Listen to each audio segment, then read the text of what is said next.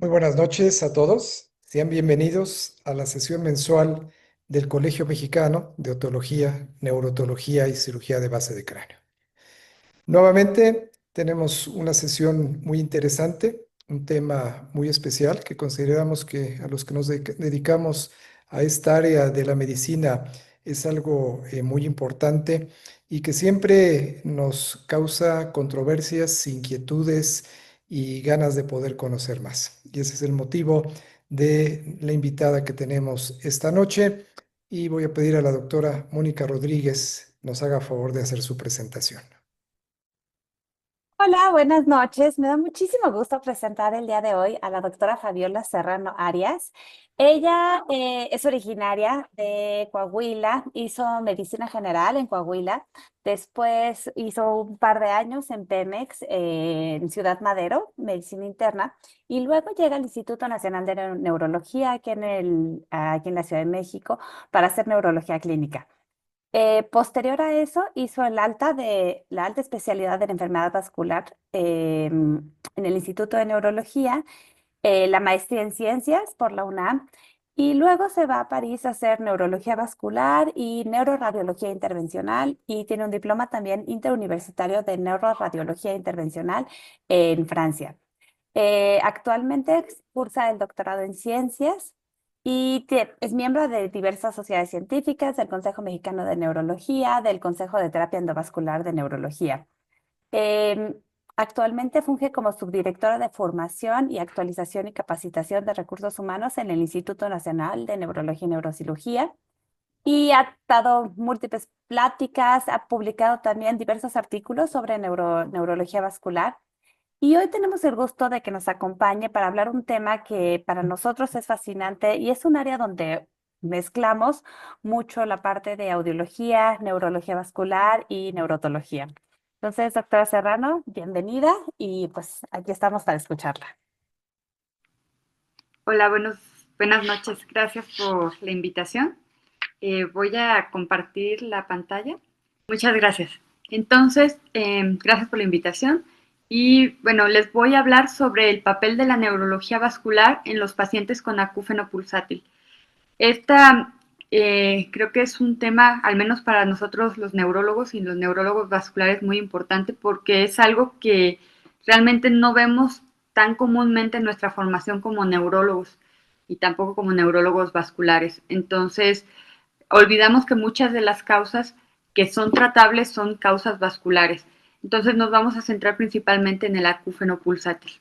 Entonces, el acúfeno, el tinnitus, ¿qué es? Es una percepción de sonido en ausencia de un estímulo acústico externo.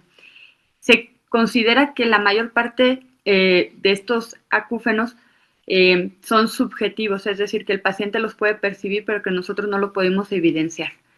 El 25% de los adultos en general lo han experimentado, pero solo un porcentaje de ellos les llega a tener una frecuencia que les puede impedir algunas actividades de la vida diaria. El 8% de los adultos van a tenerlo de manera frecuente y en el 3% va a ser incapacitante incluso. Hay que recordar que el acúfeno pulsátil, el tinnitus pulsátil, no se va a asociar a enfermedades peligrosas. Si bien es una patología que puede alterar la calidad de vida del paciente, muchas veces son causas tratables y que no van a poner en riesgo la vida, pero sí pueden interferir en actividades de la vida diaria.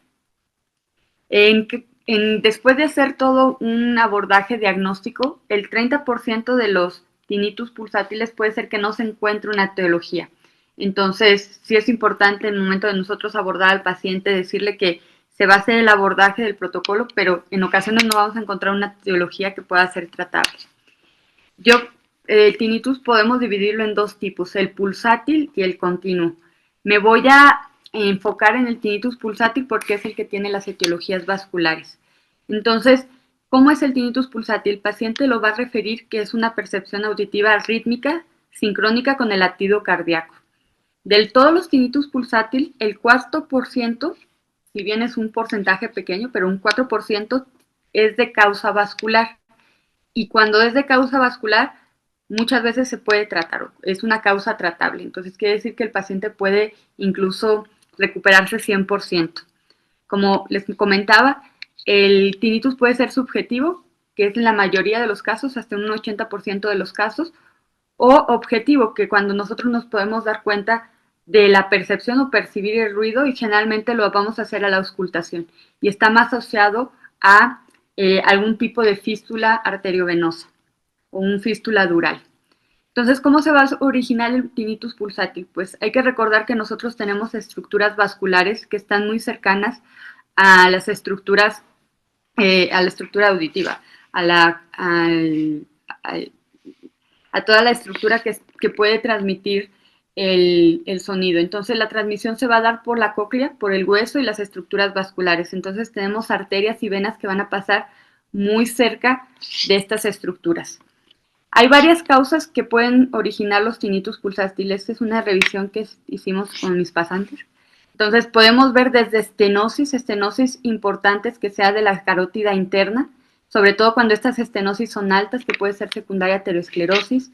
Puede haber la presencia también de disecciones, aneurismas. Los aneurismas van a generar un flujo turbulento que puede originar también tinnitus. La presencia de fibrodisplasia muscular, que estas alteraciones en la forma de los vasos sanguíneos que puede estar arrosariado puede originar un fenómeno de turbulencia. También podemos encontrar la presencia de otras patologías, ya sea que haya persistencia de arterias estapediales, algún tipo de tumores como paragangliomas, la presencia de trombosis de los senos venosos, ya sea del seno transverso o del yugular. Podemos también encontrar la presencia de licencias de los senos venosos que pueden hacer la transmisión, de licencias del canal semicircular. Podemos encontrar también fístulas durales que están cercanas y que pueden transmitir, estenosis de los senos venosos, que son una de las etiologías más frecuentes. También podemos encontrar que cerca de el conducto puede haber esta comunicación de las venas, estas venas emisarias que van a generar turbulencia y también pueden generar tinnitus pulsátil. Entonces, todas estas patologías las vamos a ir desglosando, las más frecuentes una a una. ¿Cómo vamos a abordar los pacientes? Es muy importante hacer el interrogatorio. ¿Desde cuándo empezó el tinnitus? Si estuvo asociado a algún tipo, sobre todo traumatismo, que se puede asociar a una fístula arteriovenosa, una fístula dural. Hay que preguntar al paciente cuánto es la molestia que le genera el tinnitus. Y esta molestia la podemos incluso graduar del 0 al 10, generalmente siendo el 10 muy incapacitante. Es muy importante pedirle al paciente que imite el sonido, porque a veces no los pueden describir adecuadamente, entonces al imitar el sonido, pues pueden escuchar o pueden simular efectivamente que es como un latido del corazón. A la exploración, bueno, si bien nosotros somos neurólogos, pues es importante que cuando estamos evaluando el tinnitus pulsátil veamos el oído, hagamos una otoscopía, enviemos a los pacientes que les hagan audiometría. Tenemos que auscultar toda la región, sobre todo en la región del cuello, para buscar soplos que pudiera estar asociado a algún tipo de estenosis carotidia, soplos en la región posterior, retroauricular, buscando la presencia de algún tipo de fístula, buscar que estos soplos tengan una sincronía con el pulso, hacer algunas maniobras de provocación y rotación, y esta es con la compresión de las estructuras vasculares a nivel del cuello, la rotación de la cabeza que nos va a ayudar a ver si esta rotación puede comprimir algunas estructuras y aumentar o disminuir el ruido o la percepción del tinnitus. Es muy importante que también en la presencia de un tinnitus pulsátil veamos fondo de ojo, porque muchas veces está asociado el tinnitus pulsátil a hipertensión intracraneal idiopática. Entonces, tenemos que descartar esta patología y hacer un examen neurológico completo, buscando algún otro dato de focalización neurológica. Entonces, dentro de las maniobras que nosotros hacemos, podemos hacer a nivel de cuello unas maniobras sencillas. Primero, cuando sospechamos que podría ser las causas arteriales, bueno, vamos a hacer una compresión fuerte de las arterias carótidas. Generalmente cuando se hace una compresión fuerte y el origen es arterial, pues va a haber una disminución o resolución del tinnitus o del ruido. Generalmente ipsilateral al sitio donde se está comprimiendo. En el caso que sea vascular, pero de origen venoso, vamos a hacer una compresión gentil a nivel de la vena yugular. Cuando el ruido es ipsilateral, por ejemplo, hacemos la compresión del lado derecho, de la vena yugular derecha, y el tinnitus que percibe el paciente es derecho, al hacer la compresión se va a eliminar el ruido. Si hacemos la compresión de la vena yugular contralateral, el ruido va a aumentar, o el tinnitus, la percepción del tinnitus va a aumentar. Entonces eso nos ayuda a identificar si es venoso o si es arterial. Podemos pedirle al paciente que también haga alguna maniobra de Valsalva. En el caso del tinnitus venoso, de origen venoso, pulsátil de origen venoso, va a haber una disminución de la percepción del tinnitus. En los casos de las arteriales no va a haber ningún cambio. Podemos pedirle al paciente que haga una maniobra de Müller, que es que al mismo tiempo se tape la nariz, se tape la boca y haga una compresión como si estuviera haciendo una inspiración. Y en el caso del tinnitus de origen venoso va a haber un aumento del tinnitus, en el caso de arterial pues no va a haber ningún cambio. Pedimos o podemos pedir al paciente que haga una rotación de la cabeza. En el caso del tinnitus venoso, cuando rota la cabeza hacia el lado de donde percibe el tinnitus va a haber una disminución, lo rota al lado contralateral y va a haber un aumento. En el caso del arterial pues no va a haber ningún cambio. Incluso a veces cuando nosotros interrogamos al paciente nos puede comentar cuando es en la causa venosa que los pacientes se comprimen el cuello para disminuir el ruido o incluso pueden al momento de dormir poner una almohada o una toalla para comprimir esa región y percibir menos el tinnitus. Hay otras causas de tinnitus no pulsátil, no vasculares. No las voy a abordar una por una, pero es importante que sepan que existen, como es el mioclonus palatino, el tensor del tímpano y mioclonus del estapedio, dehiscencia del canal semicircular, glomus o paragangliomas, otospongiosis o algunas causas sistémicas que pueden originar tinnitus. Y esto tiene relación, por ejemplo, alteraciones metabólicas como alteraciones tiroideas, anemia, etc. Dentro del abordaje a los pacientes con tinnitus pulsátil se recomienda que se haga una biometría hemática, función tiroidea, perfil de lípidos y glucosa, sobre todo cuando se puede sospechar que la causa sea aterosclerosis y una estenosis de algún tipo de arteria. Entonces aquí les dejo algunas de las causas de los tinnitus pulsátiles vasculares más frecuentes y lo vamos a dividir en origen arterial, origen arteriovenoso por esta comunicación anormal o de origen venoso. Dentro del origen arterial tenemos los aneurismas, estenosis arteriales, principalmente de la arteria carótida, pero también podemos tener tinnitus en las arterias vertebrales. Disecciones, y estas disecciones generalmente se van a encontrar en la arteria carótida. Causas de fibrodisplasia muscular de la arteria carótida. Algunas otras variantes como arterias carótidas aberrantes, tortuosidades de la arteria carótida, y una arteria estapedial persistente también puede ser un origen. En cuanto a arteriovenoso, podemos encontrar fístulas durales arteriovenosas, que estas van a ser más frecuentes en pacientes mayores de 50 años. Pueden o no estar asociados a traumatismo. Vamos a encontrar fístulas carótido-cavernosas. Generalmente va a haber antecedente de traumatismo. Podemos ver proptosis o inyección conjuntival. Y generalmente cuando se presentan en fístulas carótido-cavernosas, la fístula es más en la región posterior. Malformaciones arteriovenosas es muy poco frecuente que originen tinnitus pulsátil, pero se ha visto que el 1% de los pacientes con malformaciones arteriovenosas pueden presentar algún tipo de tinnitus pulsátil. En el caso del tinnitus pulsátil de origen venoso es el más común. Puede presentarse por una dehiscencia o un divertículo de seno sigmoide, dehiscencia o divertículo del bulbo de la vena yugular, estenosis del seno transverso, que es una de las causas frecuentes y que se asocia mucho a hipertensión intracraneal idiopática, la presencia de venas emisarias y una compresión yugular externa, ya sea por un cóndilo que pudiera estar, un cóndilo carótido que pudiera estar comprimiendo la vena yugular. En cuanto al abordaje, los estudios de imagen, no va a estar recomendado hacer estudio de imagen cuando el tinnitus no es localizable, cuando el tinnitus no es pulsátil, cuando hay ausencia de focalización neurológica y cuando hay pérdida simétrica de la audición. Esto es para el abordaje del tinnitus. Entonces, cuando es un tinnitus pulsante, ¿qué vamos a hacer? Vamos a hacer primero las maniobras de atenuación para la compresión a nivel del cuello. Cuando nosotros hacemos esta compresión, en el caso de la yugular, pues nos va a orientar si es venoso o es arterial. Recordar que en el arterial la compresión de la yugular no va a cambiar. La compresión fuerte de la carótida sí va a haber algún cambio, pero en el venoso sí vamos a tener un cambio al comprimir la yugular ipsilateral al sitio donde, al lado donde percibe el tinnitus, va a haber una disminución, contralateral va a haber un aumento. Entonces, si identificamos que es un tinnitus pulsátil de origen venoso, lo que vamos a sospechar primero por frecuencia de patología es hipertensión intracraneal idiopática, más si son pacientes jóvenes, mujeres con sobrepeso, pues prácticamente la probabilidad de que haya hipertensión intracraneal idiopática es alta. Entonces, si sospechamos en hipertensión intracraneal, lo indicado de estudio de imagen es hacer una resonancia magnética con venoresonancia.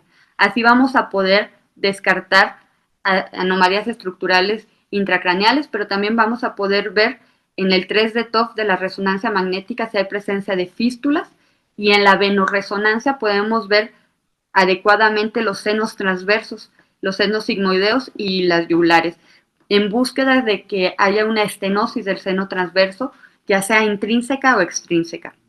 Y ahorita vamos a ver cuál es intrínseca y extrínseca.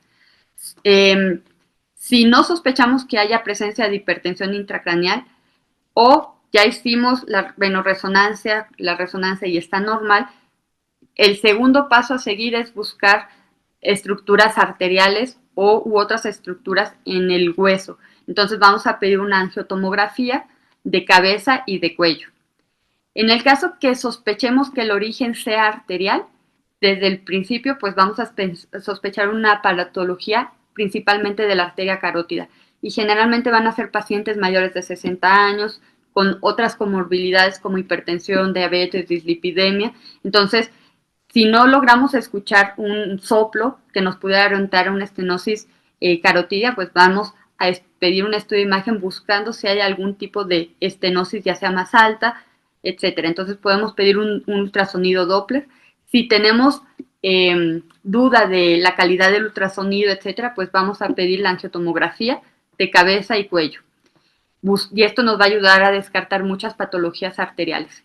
En el caso que no sospechemos que sea vascular el tinnitus, bueno, vamos a pedir directamente la angiotomografía de cabeza y cuello, sobre todo para evaluar otras causas que pudieran estar originando el tinnitus. Si encontramos anormalidades, pues dependiendo de la anormalidad que encontremos es lo que vamos a tratar. Por ejemplo, estenosis de senos venosos, pues podemos poner un stent. Si hay una estenosis de la arteria carótida, se puede tratar ya sea endarterectomía o stent, etc. Si encontramos el estudio normal o sospechamos la presencia de una fístula arteriovenosa, una malformación, pues vamos a pedir una angiografía o pedir otro estudio que ya sea más específico, pero generalmente la angiografía nos puede dar el diagnóstico. Entonces, dentro de los estudios de imagen, cuando pedimos la angiotomografía y la venotomografía, hay que recordar que debe incluir el callado aórtico y todo el vértex hasta el vértex, porque en toda esta estructura vamos a buscar si hay datos de estenosis a cualquier nivel, presencia de malformaciones arteriovenosas, presencia de fístulas, presencia de aneurismas. Y también cuando pedamos la tomografía, preferentemente pedir cortes finos del hueso para poder evaluar si hay algún tipo de estructura que pudiera estar haciendo contacto y originando la transmisión del tinnitus. En el caso de la resonancia, también se sugiere pedir con protocolo para canal auditivo interno. Hay que pedir siempre la secuencia 3D TOF. Esta secuencia nos permite ver, sin la inyección de medio de contraste, nos permite ver las estructuras arteriales. Idealmente hay que pedirle desde la convexidad hasta la base para poder detectar. Generalmente 3D TOF lo hacen cortado a la mitad para ver solamente el polígono de Willis, pero hay que pedirlo que sea completo para poder evidenciar si hay presencia de una fístula. Por ejemplo, aquí esta presencia de fístula solamente se puede ver en el 3D TOF. ¿Por qué lo vamos a ver? Vamos a ver la comunicación. Aquí es una ya estructura venosa. No deberíamos de estar viendo flujo arterial. Cuando vemos en el sitio de estructuras venosas flujo arterial en el 3D TOF, que es una secuencia que nos ayuda a ver flujo arterial, pues ya vamos a sospechar que hay la presencia de una fístula arteriovenosa. También podemos pedir ya secuencias muy específicas como venorresonancia o angioresonancia, sobre todo cuando estamos sospechando malformaciones arteriovenosas o estamos sospechando estenosis de los senos venosos. El estudio de elección para ver vasos sanguíneos siempre va a ser la angiografía. Sin embargo, al ser un método invasivo y que se requiere la radiación y administración de medio de contraste, pues es el último estudio que vamos a hacer. Primero hacemos la resonancia o la angiotomografía y luego la angiografía. Y generalmente ya la dejamos cuando sabemos que hay algo que vamos a tratar y ya nos damos directamente. Entonces, idealmente solamente se hace en sospecha de fístula arteriovenosa, malformación, ya encaminados a un tratamiento. Cuando encontramos soplos retroauriculares, porque nos orienta a fístulas durales, y como ya viene ahí, candidatos quirúrgicos. Entonces, dentro de las causas de tinnitus vamos a empezar con las causas arteriales y podemos encontrar arterias que son tortuosas, tanto desde la carótida o incluso arterias que vienen de la carótida externa, como esta arteria occipital que es muy tortuosa. Esta tortuosidad hace que el flujo que corre a través de la arteria que el flujo arterial sea un flujo que no sea laminar y puede generar algún tipo de ruido. También podemos encontrar como causas arteriales la arteria carótida interna aberrante. Cuando se hace la otoscopía se puede ver aquí una presencia de pues una masa y cuando hacemos ya el estudio de imagen pues podemos ver cómo viene aquí la carótida. Esta estructura no debería de estar aquí presente y entonces puede ser una causa de tinnitus pulsátil. Podemos encontrar diafragmas carotidios. Los diafragmas carotidios son como unas tejido todavía un poco anormal que crece hacia la luz del vaso sanguíneo, tejido que no es aterosclerosis, sino es como si fuera un pliegue de la misma arteria. Generalmente se va a encontrar en pacientes que tengan fibrodisplasia muscular. Por ejemplo, aquí tenemos esta presencia de estas invaginaciones, sobre todo aquí está que se nota cómo cambia la luz del vaso sanguíneo. Entonces, aquí tenemos otro fragmento que tiene diafragmas. Estos originan igual un flujo turbulento y se puede transmitir ese flujo turbulento anormal hasta la percepción del tinnitus. Entonces, lo que nosotros hacemos es colocar un stent para rectificar y digamos que aplastar estas diafragmas para que el flujo se vuelva otra vez laminar. Aquí, el que les había mostrado anteriormente, esta es una fístula arteriovenosa, esta es una secuencia 3 de TOF en la resonancia. Podemos ver las estructuras vasculares, estas son estructuras vasculares arteriales normales, sin embargo aquí, en la parte donde está el seno sigmoideo, esta es una estructura venosa y vemos la comunicación como viene de la externa y llega al seno sigmoideo, es la parte arterial y se comunica con el seno sigmoideo. Esta comunicación es lo que va a hacer la percepción del tinnitus. Entonces, de tinnitus pulsátil, lo que nosotros hacemos es llegar hasta donde está esta comunicación, lo embolizamos y tapamos la comunicación y con eso se resuelve el tinnitus. Otra de las causas, por ejemplo, puede ser esta fístula arteriovenosa en el diploe. Viene la carótida externa y se comunica hacia la región del diploe y pues esta comunicación anormal que viene aquí, nosotros la podemos tapar con líquido embolizante, como se ve aquí, y igual hay una resolución del tinnitus. Otra de las causas es las causas venosas, que son las más frecuentes. Aquí, por ejemplo, podemos ver una estenosis del seno marginal, que es un seno que normalmente no buscamos, generalmente buscamos el seno lateral o seno transverso, sigmoideo, etc. El seno lateral está más cercano al agujero magno, que es esta región. Entonces, a veces esta estenosis puede generar flujo turbulento que se transmite, genera tinnitus. Entonces, lo que hacemos cuando hay estas estenosis, para abrir el vaso sanguíneo, la vena, colocamos igual stent. Aquí ya está colocado el stent y vemos cómo se abrió completamente. Y igual eso mejora la percepción del ruido o del tinnitus. Podemos encontrar como origen venosos bulbos yugulares altos con dehiscencia. Vemos cómo está aquí grande el bulbo yugular y hay un contacto directo. Vemos como hay dehiscencia del seno sigmoides, esto es parte del seno, y vemos como hay un contacto directo con las celdas mastoideas. Este contacto directo es lo que va a hacer que se propague más rápido el flujo sanguíneo y la percepción del tinnitus. Aquí tenemos igual este contacto, esta dehiscencia del seno sigmoides. Esto también se puede tratar, de hecho ustedes lo tratan más, se puede tratar quirúrgicamente, pero también se puede hacer con la colocación de coils, embolizando esta parte, pero generalmente el tratamiento es quirúrgico. Podemos ver divertículos del bulbo de la yugular alto, podemos ver estos cambios de coloración en la membrana timpánica, y ya cuando hacemos estudios de resonancia o venotomografía podemos ver, por ejemplo, aquí el divertículo del bulbo de la yugular. Este lo podemos nosotros tratar por vía endovascular, podemos llegar y tapar este divertículo con coils o poner un stent para sostener los coils. Aquí tenemos otro divertículo del seno sigmoides, vemos cómo el seno hace esta invaginación, de hecho en algunos textos lo mencionan como si fuera un aneurisma del seno sigmoides. Entonces igual esto se puede tratar por vía endovascular, lo que se hace es que se colocan coils y se depone un stent para detener. Aquí vemos cómo contacta directamente con las celdillas mastoideas y eso hace que se incremente la percepción del tinnitus pulsátil. Al tapar esa comunicación, pues mejora el ruido, bueno, la percepción del tinnitus.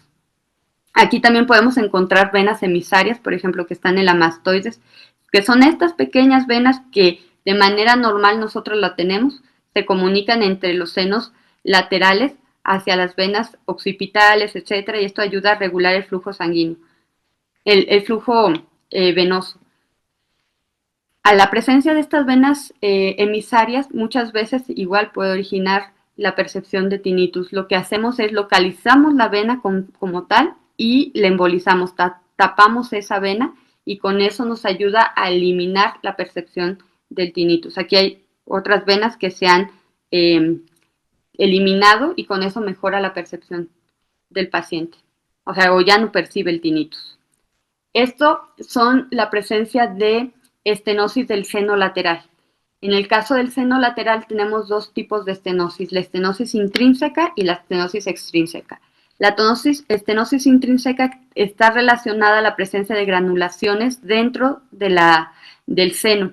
Entonces, todas estas granulaciones que de manera normal nos ayudan a la reabsorción del líquido cefalorraquídeo, pues a veces crecen de más y pueden hacer que haya un flujo turbulento. Entonces, lo que se hace en estos casos igual, está la presencia de la granulación y nosotros al poner un stent se abre el seno venoso. También alguna de las causas que pueden originar la presencia de estas granulaciones, ya sea un tumor propio de las granulaciones o la presencia de una trombosis venosa, que en ese caso, si fuera una trombosis venosa, el tratamiento sería anticoagulación. En el caso de las estenosis extrínsecas, están más relacionadas también a hipertensión intracraneal idiopática. Quiere decir que hay algo externo que está comprimiendo el seno venoso. Generalmente estas estenosis, a diferencia de las intrínsecas que son más cortas, son estenosis más largas. Y esto vuelve un círculo vicioso. Al haber una estenosis no hay mejor drenaje venoso, no hay tanta reabsorción de líquido cefalorraquídeo, entonces aumenta la presión intracraneal y aumenta la estenosis. Entonces es un círculo vicioso. Lo que se hace aquí entonces es, ya sabemos que el problema es que hay una estenosis y no puede haber un flujo adecuado venoso, entonces abrimos la estenosis. Aquí tenemos cómo se ve en la venotomografía y aquí ya en la venografía como tal al momento de hacer el procedimiento. Hacemos la colocación de un stent y vemos cómo se abre el seno venoso y eso mejora, en este caso puede mejorar el tinnitus pulsátil, pero si está asociado a la hipertensión intracraneal va a mejorar la hipertensión intracraneal también. En el caso de la hipertensión intracraneal hay que recordar que está asociado a tinnitus pulsátil y también puede estar asociado a una a pérdida de líquido cefalorraquídeo espontánea por una brecha de líquido cefalorraquídeo. Entonces, en el caso que sea por hipertensión intracraneal, cuando nosotros hacemos el procedimiento, es un procedimiento realmente seguro. Solamente lo que tenemos que vigilar es que el drenaje venoso se lleve a cabo para evitar que haya una trombosis venosa. Y en estos pacientes, como les había comentado, tenemos que buscar siempre la presencia de edema de papila que esté asociado a la hipertensión intracraneal. Y para hacer el diagnóstico de esto, pues vamos a hacer una punción lumbar donde vamos a encontrar una presión de apertura arriba de 250. Para la hipertensión intracraneal asociada a tinnitus pulsátil, pues el tratamiento, lo ideal es hacer un stenting del seno lateral. Y el stenting va a mejorar el tinnitus en el 90%, cefalea en el 80% y el edema de papila en el 93%. Y está indicado en pacientes que son refractarios al tratamiento o que tienen un gradiente transestenótico mayor del 8%.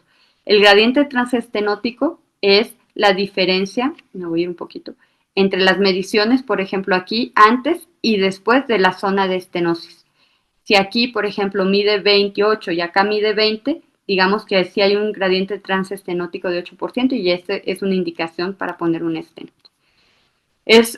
A veces hay falla del tratamiento de 10-15% de pacientes, sin embargo, algunos estudios recientes, en el caso de tinnitus pulsátil, se ha visto que el tratamiento endovascular a largo plazo puede mejorar incluso sin tener una recurrencia del tinnitus.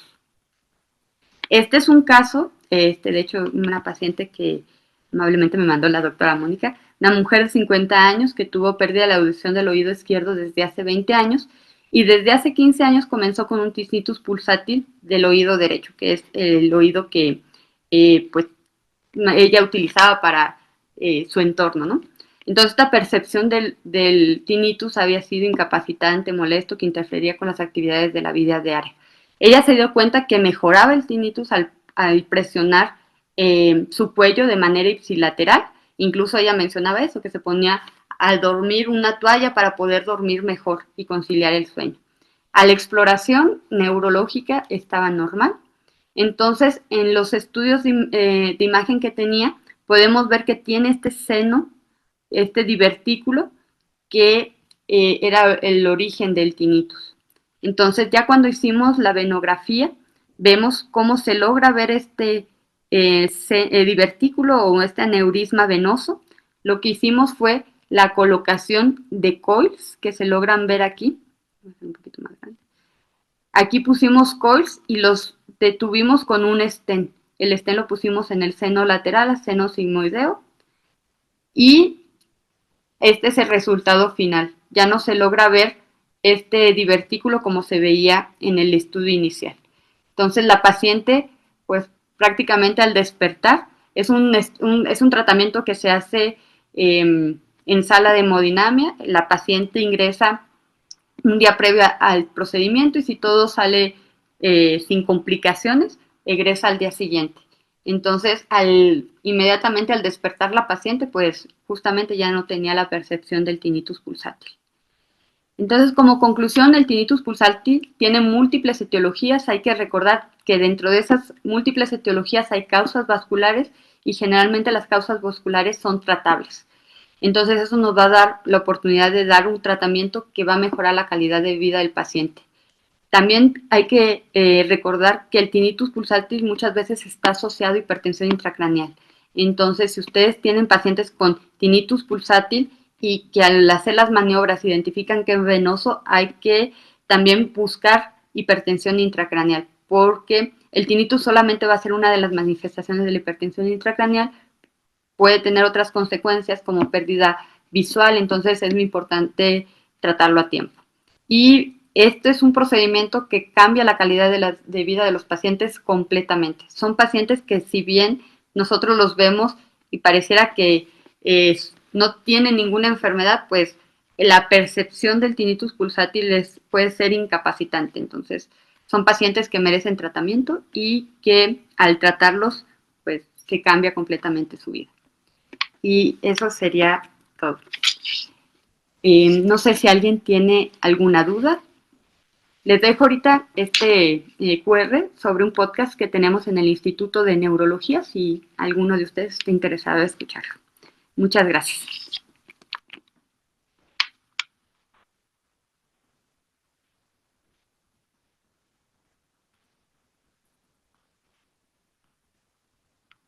Pues muchas gracias, doctora Serrano, por la plática. Eh, Como se dijo desde un inicio, bueno, el acúfeno es un síntoma que los otorrinolaringólogos y los otólogos y neurotólogos vemos constantemente. Y bueno, todo esto, presentación que nos dio con la división de pulsátil, no pulsátil, objetivo, subjetivo, siempre es muy interesante porque nosotros tratamos pues de llegar a cosas como estas, ¿no? Tratar de buscar, aunque sea pequeño ese porcentaje de los que puedan ser curables, por lo menos estudiarlo y tratar de identificar la causa es muy importante, y es muy apasionante poderlo lograr. En esta parte, y creo que lo dijo usted muy bien, decía, hay que pedir al paciente que nos imite el sonido. Eso creo que es algo básico, porque muchas veces no lo puede, no es capaz de decir, o sea, lo que siente, ¿no? Entonces, antes de que nosotros también le hagamos alguna sugerencia, es importante que lo describa, porque si quizá le decimos, lo escucha como unas campanitas, probablemente va a decir que sí desde un inicio. Y a lo mejor esas campanitas él lo entiende de que, bueno, suena la campana y deja de sonar, suena la campana y deja de sonar. Y resulta que finalmente sí es un acúfeno pulsátil, ¿no? Entonces es muy importante que el paciente lo describa como es. Y en la parte de auscultación, bueno, se ha hablado inclusive de un instrumento que es un acufenoscopio, que son, pues los improvisamos un poco de un estetoscopio normal. En general, ustedes utilizan el estetoscopio normal y probablemente pudiera ser el pediátrico el que pudiera colocarse más, inclusive para el ojo, por su tamaño, o cuál es el que utilizan ustedes para hacer la auscultación. Nosotros usamos el estetoscopio normal, pero el que tiene la campanilla más pequeña. O sea, que se podría utilizar para pediátrico, pero generalmente tiene como dos partes. El pequeño es el que utilizamos para la percepción del acúfeno. Cuando es retroauricular y es muy evidente la fístula, cualquier estetoscopio se escucha bien. Para carótidas, el estetoscopio normal sirve muy bien, pero para, por ejemplo, ojo, sí, per, de preferencia utilizamos la campana pequeña del estetoscopio. Así es, habitualmente yo lo hago con el pediátrico, ¿no? Con ese me he acostumbrado un poquito más y con el lado de la campana. Y ha funcionado un poco más en los casos que hemos podido detectar de esa manera. Vamos a ver, aquí tenemos algunas preguntas de la audiencia y vamos a iniciar con esto. Dice una pregunta, si el tinnitus no es pulsátil, como aleteo, motor, cascada y grillo no es vascular. Es decir, creo que esto se refiere a que si pudiéramos tener una lesión vascular, arterial o venosa, que provoque un acúfeno no pulsátil. Generalmente es pulsátil, siempre es pulsátil. O sea, si no es pulsátil, no es vascular. Ok, eso es muy importante tenerlo en cuenta. Bueno, ya en la clínica nos dijo usted y la tabla que veíamos en algunas cosas, tratar de diferenciar el arterial del venoso es importante. Y nos solicita un médico pedir que complemente un poco acerca de paragangliomas. Para nosotros, como otoneurólogos, son importantes. ¿Nos pudiera hacer algún comentario en los paragangliomas, qué tipo de acúfeno pudiéramos ver y cuál pudiera ser el manejo que ustedes le den? Quizá, bueno, el estudio primero en la secuencia, porque siempre es, pido tomografía, pido resonancia, en qué momento pido la angiografía, cómo poderlos hacer.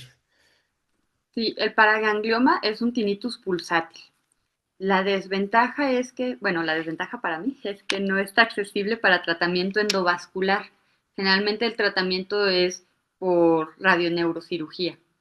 Y la mejoría del tinnitus a veces no depende de la mejoría de la tumoración.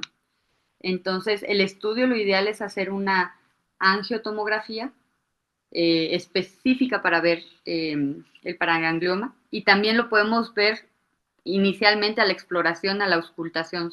Vamos a ver ahí rojo completamente. Pero al menos la experiencia que yo he visto de los pacientes del instituto es que muchas veces no mejoran tanto el tinnitus pulsátil, pero es un tinnitus pulsátil.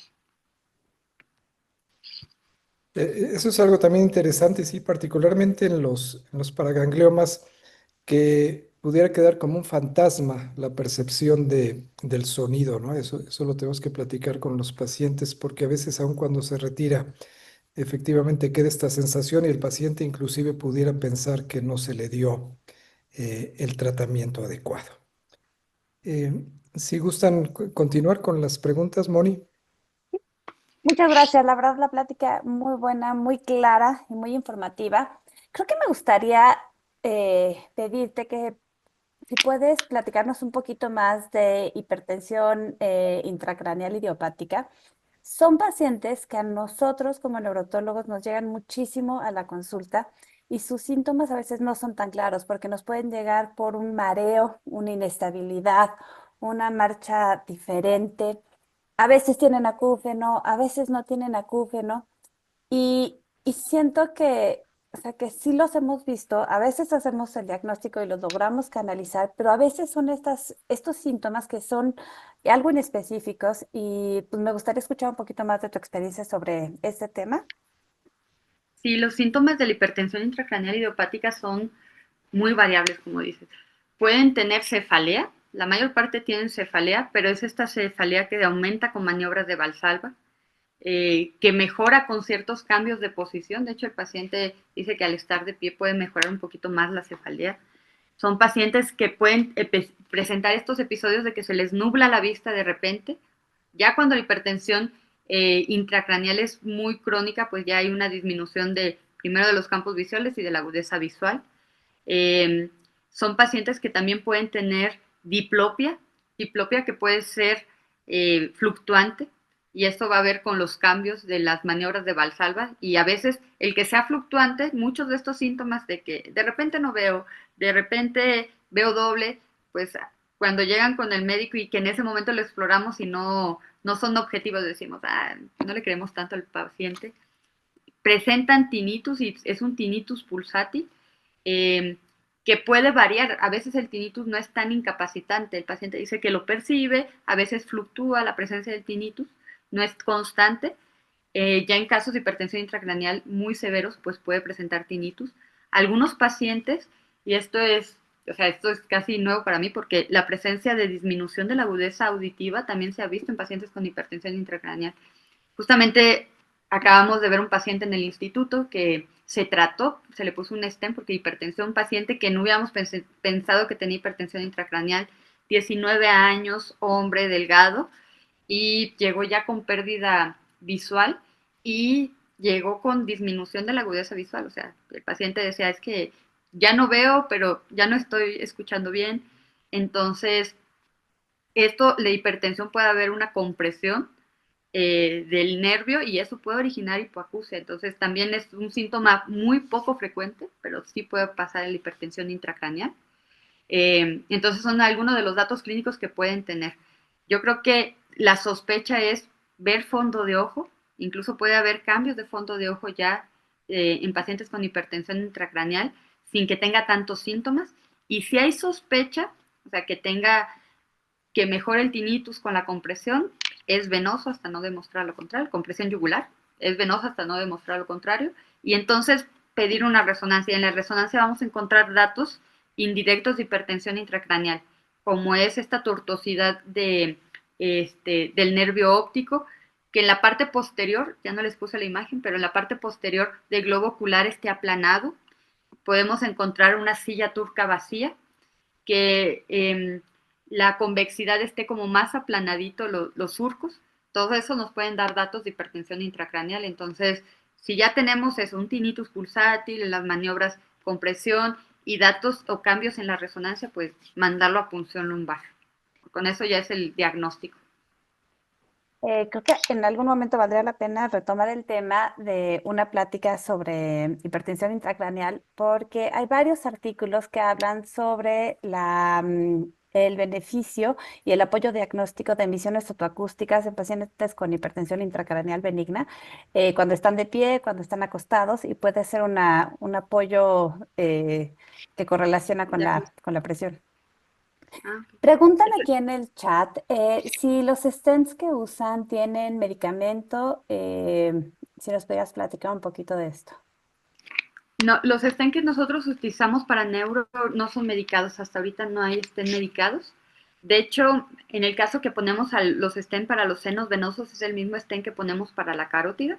Lo que sí es que tenemos que medicar previamente al paciente, tiene que tomar doble antiagregación plaquetaria, aspirina y clopidogrel, al menos 10 días antes del procedimiento y tomar la doble antiagregación 3 meses después del procedimiento y luego ya se deja un solo medicamento para completar un año, ya sea aspirina o clopidogrel, y luego ya se suspende.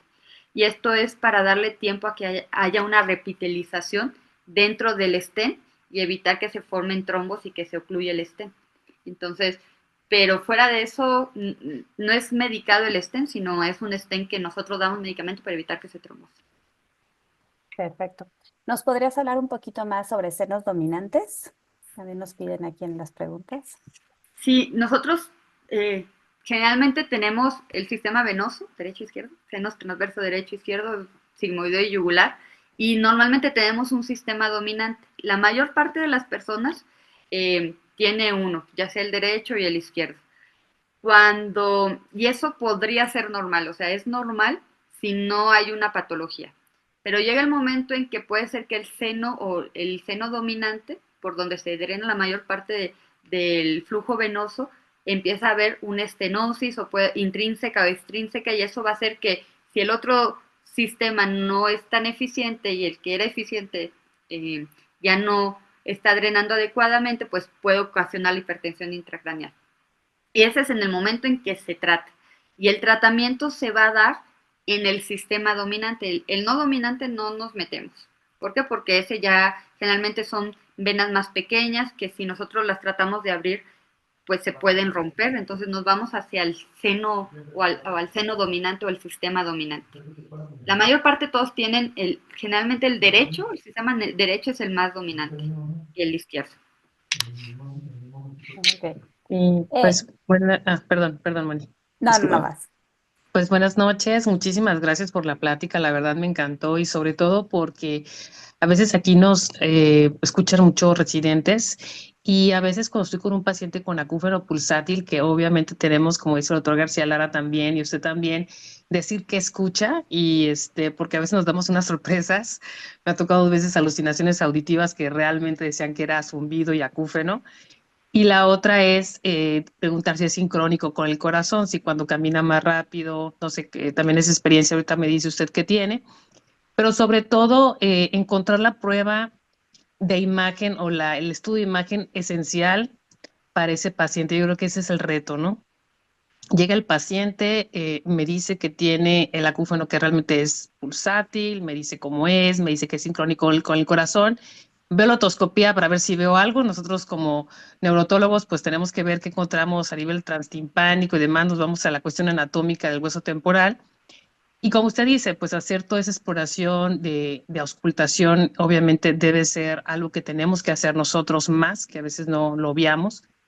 Pero sobre todo es el reto es qué prueba pedir inicialmente. Creo que usted lo puso ya en una diapositiva, pero si nos puede ahondar un poco más sobre qué enfrentamos con ese paciente, qué prueba pedir primero para estudiarlo. Sí, va a depender de la exploración. Si es venoso, hay que pedir resonancia primero. Una resonancia que tenga un 3 de TOF. El 3 de TOF es esta secuencia para ver las arterias, pero sí hay que especificar cuando nosotros hagamos la solicitud que tiene que ser desde la convexidad hasta la base, porque generalmente hacen solamente este pedacito. Y ahí se nos puede, o sea, generalmente las fístulas llegan acá arriba o acá abajo, entonces no las vamos a ver. Entonces sí pedirle que hagan un 3 de TOF grande, desde la convexidad hasta la base, y agregar una venoresonancia. Y ese ya es con contraste y ahí vamos a ver ya todo el sistema venoso. Si es venoso, si nosotros hacemos las maniobras, la compresión no cambia o comprimimos la carótida de manera fuerte y si hay un cambio, seguramente va más hacia arterial y así pedir una angiotomografía. La angiotomografía sí pedirlo desde callado aórtico hasta igual, hasta adentro, para ver ahora sí todas las estructuras arteriales. Y ahí vamos a descartar estenosis carotidia, disecciones, aneurismas, la presencia de alguna variante anatómica de la carótida, etcétera. O sea, ahí vamos a poder descartar muchas de esas patologías. Y ya cuando hacemos la tomografía, en la angiotomografía, pues sí pedir en el mismo estudio que nos hagan cortes finos a nivel de oído, de hueso, para poder descartar, por ejemplo, licencia de seno venoso, algún bulbo yugular alto, etcétera. Entonces, aprovechar ese estudio. Pero yo primero me iría en lo venoso, con resonancia, si pienso en hipertensión intracraneal idiopática, y también voy a descartar fístulas, algunas fístulas ahí. Y si no, pues ya ir con la angiotomografía. Hay Sí, pacientes que empezamos con la ujú, resonancia y luego nos vamos a la angiotomografía. O sea, llega el sí. momento que el paciente tiene muchos estudios, pero bueno, en mi experiencia es que el paciente, la verdad es que está tan desesperado en buscar la etiología que se hace todos los estudios. ¿Y qué tal el Doppler carotidio? ¿Lo haría inicialmente en algún paciente? Porque nosotros generalmente yo creo que hacemos más tomografías, inclusive pues, hacemos angiotomografías, yo creo que lo que hacemos más inicialmente para el hueso temporal. ¿Dónde entraría el Doppler carotidio ahí? Por ejemplo, ustedes como angioneurólogos, bueno, ¿lo pedirían inicialmente o en algún momento de las pruebas diagnósticas? Yo en lo personal, para este abordaje, prefiero una angiotomografía, porque de Ok. todos modos, si el Doppler me sale anormal, voy a pedir una angiotomografía. Eh, lo reservo solamente en pacientes que, por ejemplo, podría ser un paciente ya mayor de 60 años, que ya tiene falla renal, estar poniendo contraste de manera continua, pues a lo mejor no es el mejor paciente, entonces pues le hago un Doppler. Eh, mujeres embarazadas, pues un Doppler, no es invasivo. El problema del Doppler es que depende mucho de quién lo haga. Entonces, si tenemos una persona de confianza que haga el Doppler, mándenlo. Pero si no, el problema es que los pacientes uno le da la solicitud y si uno no le pone específicamente ve con tal persona, se lo hacen en cualquier lado. Y el Doppler depende de la persona que lo haga. Entonces, a veces yo les digo, miren, vayan con tal persona. Si no van a ir con esa persona, mejor háganse una angiotomografía, porque de todos modos se lo voy a pedir, porque puede ser que no sea confiable. Entonces, ese es el problema del Doppler. Pero el Doppler es un buen estudio, pero sí tiene sus limitantes. El transcranial en estos casos Ujú. no hay, bueno, al menos en la literatura que yo he revisado, no tiene como una mucha importancia. Es más que nada para ver estenosis de la carótida o algún tipo de flujo transcranial, no sirve tanto en estas etiologías. Digamos entonces, doctora, para aterrizar un poquito esto, la angiotomografía, ¿usted la pediría craneal hasta, bueno, y también nosotros diríamos de cuello, ¿no? Hasta callado Sí. aórtico, así sería y la angioresonancia? Y pediría una resonancia con un 3 de TOF Ah, ok. y una vena resonancia. Ah, muy bien, eso sería. Y me gustó mucho eso que decía que tenemos que ver el fondo de ojo, ¿no? También, eso es algo que inicialmente, pues yo estoy en Sinaloa, quizás podría empezar también en lo que estoy pidiendo los estudios, porque como bien dice, de repente tenemos resonancias con tomografías simples, pues pedimos angiotomografías y se va juntando la cantidad de estudios para el paciente, ¿no? Y justo me gustó mucho también lo que comenta sobre el tratamiento de bulbo yugular dehiscente, también el seno sigmoides. En algunos casos, pues nosotros como neurotólogos, pues nos han enseñado que es quirúrgico, ¿no? Y justo tuve un paciente que era una doctora. Es muy interesante ese caso porque ella me decía que no podía tomar la presión ni escuchar el ritmo cardíaco porque su acúfeno pulsátil era tan intenso que no podía, y eran dos doctores. Entonces, o sea, su esposo, ¿no? Y me decía, no, es que no puedo tomar la presión, no puedo hacer nada. Bueno, hicimos estudio y tenía un seno sigmoides procidente. Bueno, justo así como enseñó sus fotos, de un seno sigmoides que se abría hacia una celdilla mastoidea, y Ujú. eso hacía como toda la transmisión, así exactamente como usted lo comentó en su plática. Y bueno, nos decidimos, dije, bueno, yo no puedo dar garantías, nos decidimos hacer una mastoidectomía y obliteramos toda esa zona con cartílago y afortunadamente mejoró la paciente. Pero me gustó que también existe la otra posibilidad, que es poner coils, stent, ¿verdad? Sería en este caso. ¿Cómo Sí. les ha ido? ¿Qué efectos le podemos decir a un paciente o qué riesgos al hacer justo ese tratamiento?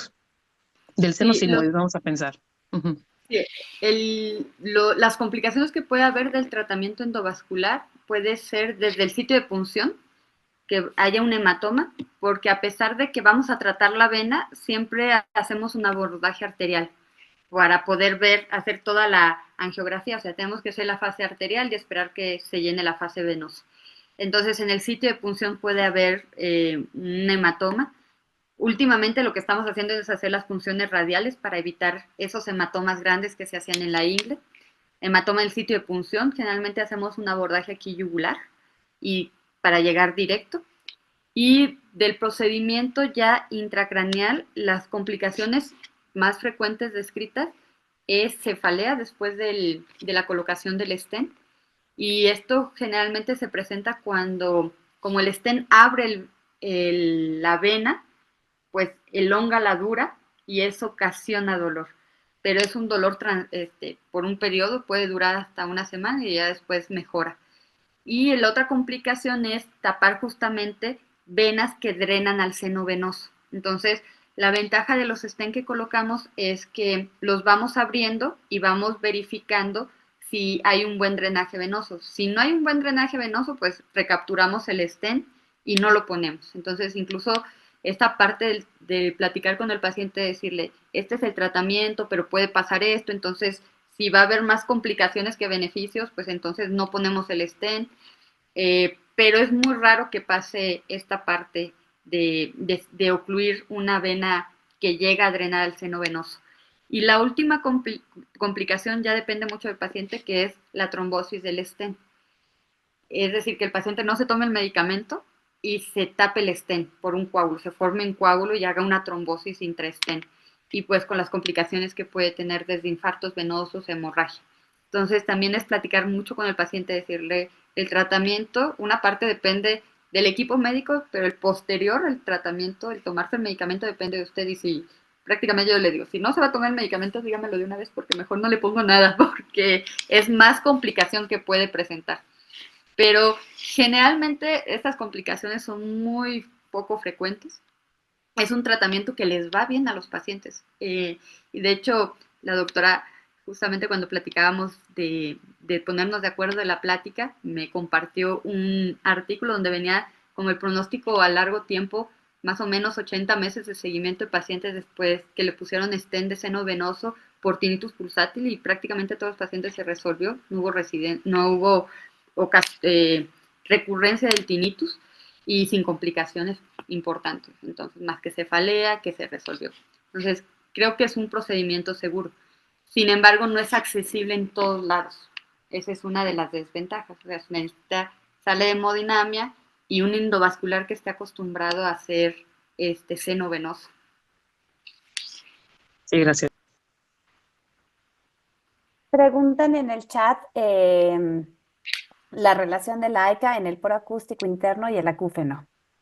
¿Nos ¿La podrías relación de qué? de la AICA en el canal auditivo interno y el acúfeno? ¿La arteria carótida interna? ¿Se refiere? Arteria, sí, no sé a qué se refiere con arteria carótida interna Yo creo o que la arteria cerebelosa Pero, anterior. a la arteria cerebelosa anterior inferior. Yo no he visto ningún reporte de caso sobre la arteria cerebelosa anterior inferior para tinnitus pulsátil. Voy a buscar, pero no he visto reportes de caso sobre eso. Pero también buscaré, preguntan, lo llevo de tarea. también preguntan si hay algún tratamiento farmacológico conservador que pudiera mejorar el flujo sanguíneo o mejorar los síntomas. En el caso de venoso, cuando está asociado a hipertensión intracraneal, nosotros empezamos con tratamiento médico. De hecho, el tratamiento endovascular para la hipertensión intracraneal idiopática es un tratamiento que se da cuando ya el tratamiento médico no funcionó. pero son pacientes cuando la paciente, porque la mayor parte son mujeres, tiene algún tipo de sobrepeso, es que baje de peso, damos medicamento como acetazolamida y topiramato, que ayuda a disminuir la producción de líquido cefalorraquídeo, y eso secundariamente mejora la hipertensión intracraneal. Y hay pacientes que no llegan hasta un tratamiento médico, entonces al mejorar la hipertensión intracraneal, pues disminuye la compresión del seno venoso, y al disminuir la compresión del seno venoso mejora el tinnitus. Pero hay pacientes que a pesar de eso, del tratamiento, no mejoran, y entonces cuando ya se les lleva a un tratamiento quirúrgico. Antes el tratamiento quirúrgico para la hipertensión intracraneal idiopática, pues dentro del algoritmo viene hacer derivaciones lumboperitoneales o ventriculoperitoneales para igual drenar el líquido cefalorraquídeo. Pero sin embargo, se considera ahora que la hipertensión intracraneal idiopática puede ser una patología vascular, o sea, ya no es tan idiopática, yo diría que ya es una hipertensión intracraneal vascular, ya sea venosa, y hay algunos textos que ya están hablando incluso del sistema linfático, etcétera. Entonces, si es venosa, pues aunque nosotros pongamos una derivación, puede ser que no mejore 100% si el seno venoso continúa cerrado. Entonces, al abrir el seno venoso va a mejorar. Pues, lo que se hace actualmente y lo que dicen las guías es empezar con tratamiento médico y modificación del estilo de vida, o sea, disminución de peso y tratamiento médico con acetazolamida o topiramato. El problema de esos dos medicamentos, no sé si alguno de ustedes alguna vez ha tomado acetazolamida, pero da muchas parestesias, puede tener alteraciones electrolíticas ácido-base, pueden los pacientes tener acidosis, entonces a veces no lo toleran, da mucha hipocalemia, y el topiramato, si bien es un medicamento que va a ayudar secundariamente a bajar el peso, disminuye la producción de líquido cefalorraquídeo, da parestesias también, y aunado a la acetazolamida es importante los síntomas del paciente, y además da como esta sensación de estar como cuando uno se está levantando muy lento, el paciente no piensa muy bien, entonces los pacientes a veces no aguantan las dosis. Entonces, los pacientes que tienen efectos adversos al medicamento, que no aguantan las dosis, pues también pueden ser candidatos a tratamiento. Y el problema del tratamiento de hipertensión intracraneal es que no es un tratamiento tan bien tolerado. Nos piden si podemos si puedes compartir tus datos. Sí, claro. Si quieres, compártelos para acá o me puedes mandar tu tarjeta y la mandamos Sí. en el chat. Sí, se los mando. Sí, le mando la tarjeta. Yo quiero comentarles una experiencia que tuve. Yo, como les dijeron, soy neuróloga formada en el Instituto Nacional de Neurología, y cuando era R1, R2, me acuerdo que llegó un paciente que lo llevaba a sus familiares, un paciente como de 70 años, por intento de suicidio. Entonces los familiares lo llevaban porque decía que tenía como 6 meses que había fallecido su pareja de toda la vida. Entonces los familiares dicen, no, es que está deprimido y por eso se quiere suicidar, entonces lo traemos al hospital, etcétera. Entonces, no sé los que conozcan el instituto, pero saben que siempre lo que llega a urgencia es valorado por el neurólogo, sea neurológico, psiquiátrico o neuroquirúrgico, siempre lo valora el neurólogo, y me tocó valorarlo a mí. Entonces, pues yo hice la exploración neurológica siendo normal, ¿no? Y preguntaba yo con el paciente y decía, pues es que obviamente sé que falleció su esposa por estar deprimida. Y dice, no, o sea, sí, estoy triste, ya hice mi duelo, pero tengo un ruido que no soporto y ya no puedo vivir con ese ruido. Entonces, pues en mi conocimiento en ese entonces, y hablando con mi R+, pues le hicimos una tomografía de cráneo simple, la cual fue normal. Y pues nuestra siguiente acción fue mandarlo a psiquiatría, ¿no? Entonces psiquiatría no sé qué hizo, seguramente le dio antidepresivo o algo así, pero ahora que me he adentrado en esto del tinnitus pulsátil, pienso mucho en ese paciente. Digo, seguramente podía tener a lo mejor una fístula arteriovenosa, una fístula adular por la edad del paciente, que se pudo haber resuelto y nosotros lo catalogamos inmediatamente como psiquiátrico, ¿no? Y era tan importante la manifestación clínica que incluso hubo un intento de suicidio. Entonces, creo que estos pacientes no hay que demeritar lo que sienten, o sea, es incapacitante para la calidad, o sea, para su vida. Entonces, creo que sí merece la pena que investiguemos qué es lo que puede estar originando. Muchos de ellos bueno, un fragmento de ellos no vamos a encontrar tratamiento, pero a otros sí los podríamos beneficiar y son pacientes así como muy agradecidos, yo diría. Oye, una última pregunta de mi parte. Tengo un paciente, tuvo un colestatoma, regresó al colestatoma, de estos colestatomas horribles, y en la última cirugía me sangró el seno sigmoides, lo tapé, no hubo ningún problema, y a partir de eso dice que cuando orina tiene un acúfeno. No valsalva, Ajá, no movimiento de cuello, solamente cuando orina. ajá, Eh, ¿Alguna manera en la que cómo puedes explicar esto? Seguramente tiene una estenosis, seguramente tiene ahí un flujo turbulento, ajá. pero me llama la atención que solamente cuando orina. Pero cuando orina hace algún tipo de esfuerzo, Pues según él no, y según él nada, o sea, y ¿es ahí es COVID? cuando lo siente como un flujo.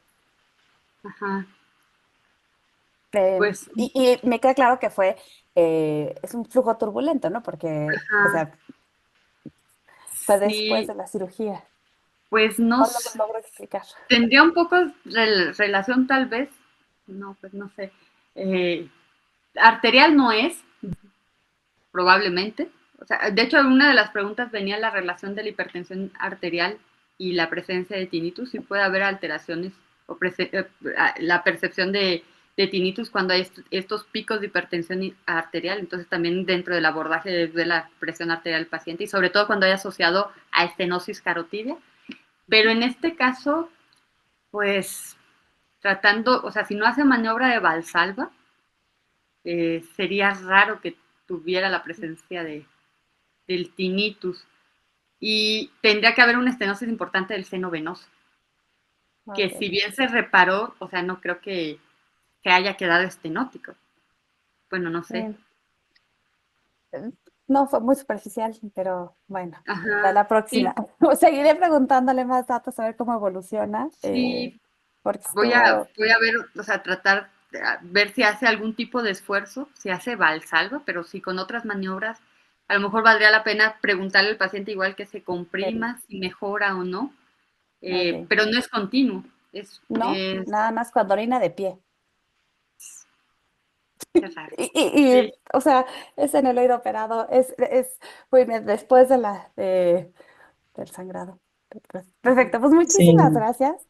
sí. Alguien, no sé si alguien quiera.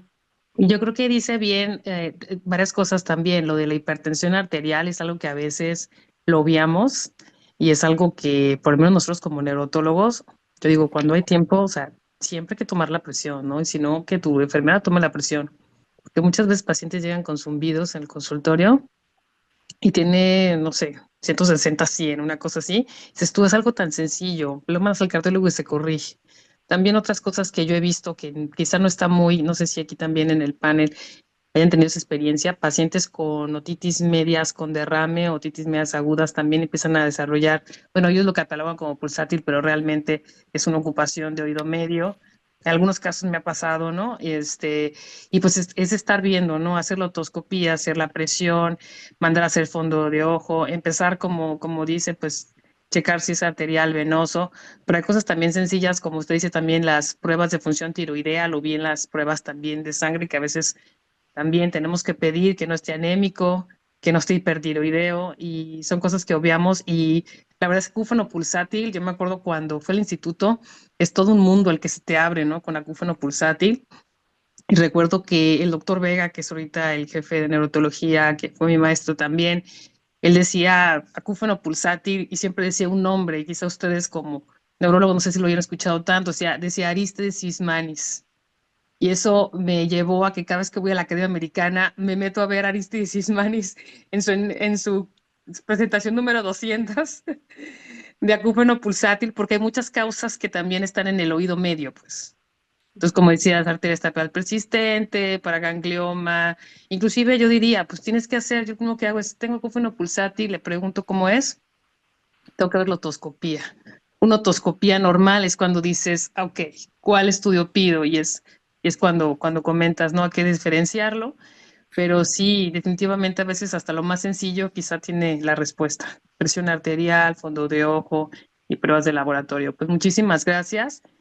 Perdón, Y, yo tengo una duda. sí, Aprovechando que hay muchos otólogos, neurotólogos, porque me pasa, me mandan ya al paciente sospechando tinnitus pulsátil, ya lo interrogo, imita el sonido y no es pulsátil, es continuo y obviamente mi Ujú. corazón se rompe, pero el del paciente más porque justamente en el tinnitus continuo creo que es el peor de los tinnitus porque ¿qué le ofrece al paciente? ¿Qué le ofrecen ustedes al paciente? yo en lo particular, yo ahorita estoy ofreciendo muchísimo, es decir, es que de tinnitus continuo se tiene que diferenciar si es con pérdida auditiva o sin pérdida auditiva. Y si es con pérdida auditiva, bueno, primero, bueno, si es crónico, etcétera, no son muchas cosas, ¿no? Pero si, por ejemplo, si fue algo crónico de muchísimos años y tiene pérdida auditiva, yo en lo particular, y ahorita va a decir Mónica y el doctor, auxiliares auditivos con un neuromodulador que ya tienen, hay auxiliares auditivos que ya tienen neuromodulador específico para tinnitus y se compra, se le activa el neuromodulador de tinnitus y es una maravilla. Eso, pero hay que ver si es agudo, si es después de un trauma, o sea, hay que ver muchas cosas. Si es crónico, yo me voy por la rehabilitación auditiva. Pero no sé, pues Mónica, yo creo que tiene más experiencia en hipoacusias profundas con implantes cocleares, pero generalmente yo haría eso. No todos los auxiliares auditivos tienen esa opción, pero sí Y si existe pérdida y es auditiva, maravillosa, ¿eh? Yo te puedo decir que la mayor parte de los auxiliares auditivos que ponemos en la clínica son por acúfeno. Yo sé que es extraño, pero es la realidad. Mucha gente no le da importancia a la pérdida auditiva, pero al acúfeno sí. Entonces me ajá. dice, a mí quítame el acúfeno. Entonces les activo la neuromodulación. Se llama Tinnitus Valencen. Bueno, no voy a decir la marca. Y es una maravilla, la verdad, es algo que cambia vidas. Sí, obviamente se lo quitan, y obviamente a veces sí, sí tiene el zumbido, pero al momento de usarlo repetidamente, 6, 8 horas diarias, durante más de un mes, 3 meses, yo te puedo asegurar que hay un alivio, o sea, es un tinnitus no molesto, como dicen los gringos, no bothersome. Entonces pueden vivir con él. Yo creo que es importante llevar un tinnitus molesto a un tinnitus no molesto, que pase como en el inconsciente del paciente. Pero Ok. eso sería mi experiencia. Sí, no, yo coincido completamente, es mejorar la calidad auditiva y darles una mejor información al cerebro en cuanto a calidad auditiva. ¿Con qué? Con lo que amerite el paciente, ¿no? Auxiliar auditivo, implante coclear, poner mucha atención en el oído medio. A veces el oído medio, una pequeña disfunción tubaria te puede causar, exacerbar el síntoma. Y si de plano nada de esto ayuda, mindfulness, terapia conductivo-conductual. Ujú. ¿Y de fármacos? ¿Utilizan algún fármaco? Para acúfeno, pues no, generalmente no. Si el paciente tiene algo de ansiedad, si el paciente tiene problemas para dormir, tal vez un escitalopram, amitriptilina, aunque es una lata recetarla, pero son los que más manejo según el paciente. Ok. Sí, porque creo que el tinnitus pulsátil, digamos que es más favorecedor para el paciente, pero el tinnitus continuo creo que es más complejo. Entonces ya al menos los que me ha llegado y digo, ay, me da tristeza porque ya no sé qué hacer. Se los voy a Porque el mandar a tratamiento todos va a ser, ustedes. porque el Sí, tratamiento va a ser más complejo. sí, sí, sí, sí, justamente. Digo, no, pues ya, o sea, yo no le puedo solucionar, pero justamente son pacientes que ya pasaron por muchos médicos y varios de ellos otorrinos, justamente. Entonces sí, ya están así como un poco desesperados. Es complejo el tinnitus, creo. Entonces, mi comercial, tienen pacientes, mándenmelos. Pero también estamos justamente abriendo la clínica de tinnitus pulsátil en el instituto, pacientes que no tengan algún tipo de seguridad social. También me pueden contactar y con mucho gusto vemos para abordarlos en el instituto. La, Tinnitus pulsátil, justamente. la lista de medicamentos que están publicados a lo largo de la historia para acúfeno subjetivo continuo es enorme, ¿no? No sé, puede tener 20, 30, hasta más medicamentos y no medicamentos, ¿no? Diríamos sustancias que se han utilizado. Y en medicina, cuando vemos esto, que hay demasiados tratamientos, pues quiere decir que ninguno es Ujú. útil realmente. Y probablemente todas esas publicaciones, pues no han sido ensayos clínicos controlados, aleatorizados para realmente hacerlo, sino simplemente son descripciones de casos en los que, pues aparentemente el paciente refiere que ha tenido alguna mejoría cuando a lo mejor se acostumbró, otras situaciones, ¿no? Pero sí hay muchísimos, complejo de vitamina B, vasodilatadores, eh, neuromoduladores, ¿no? Tipo desde carbamazepina, gabapentina, pregabalina y pues muchas otras cosas más, ¿no? Entonces, realmente es complejo. Yo creo que el principal punto es también, y el paciente anda brincando de un lado a otro porque tiene miedo, o sea, piensa que dentro de su cabeza puede tener una lesión maligna o alguna situación de que le condicione, como dicen ellos, una hemorragia cerebral, que se van a volver locos o cosas de ese tipo. Y cuando uno les explica lo que puede estar pasando y bueno, y una vez con bases clínicas o de estudios auxiliares, decir, bueno, no tiene un problema grave, el paciente se puede estar más tranquilo y simplemente con eso el acúfeno lo puede aceptar mejor, ¿no? Entonces, eso es muy importante y suele pasar que no se le explica a los pacientes lo que está ocurriendo, ¿no? Y en este sentido, pues bueno, originalmente se pensaba que los acúfenos eran originados en la cóclea, y había pacientes que llegaban o inclusive médicos que realizaban neurectomías cocleares y el acúfeno persistía, ¿no? Se había deaferentado el órgano interno y aún así el paciente seguía porque, bueno, el acúfeno puede ser generado en cualquier parte de la vía auditiva y entonces eso también hay que tomarlo en cuenta. Bueno, pues ha sido una noche muy provechosa para todos los que nos gusta este tema, para quizá quienes no sepamos mucho, pues también nos inquieta para seguir trabajando y ver que puede haber algún camino adecuado para este tipo de pacientes. Le agradecemos mucho, doctora Serrano, que haya participado con nosotros. Ya nos autorizó a poner en el chat del Colegio de Neurotología sus datos para que tengan todos los asociados comunicación con usted y que todos podamos aprender más en beneficio de nuestros pacientes. Agradezco a las doctoras Rodríguez y Celis que nos hayan acompañado esta noche, siempre con sus comentarios y aportaciones muy, muy importantes. Y nos veremos dentro de un mes más con nuestra siguiente plática. Y pues agradecerles a todos, a toda nuestra audiencia. Aquí está ya el promocional de la siguiente plática que va a tener que ver un poquito relacionado con algunas alteraciones que también provocan acúfeno pulsátil, como ya lo dijimos que son los paragangliomas y vamos a ver el manejo de estos a través de la radiocirugía. Pues muchas gracias y nos vemos dentro de un mes. Muy buenas noches a todos.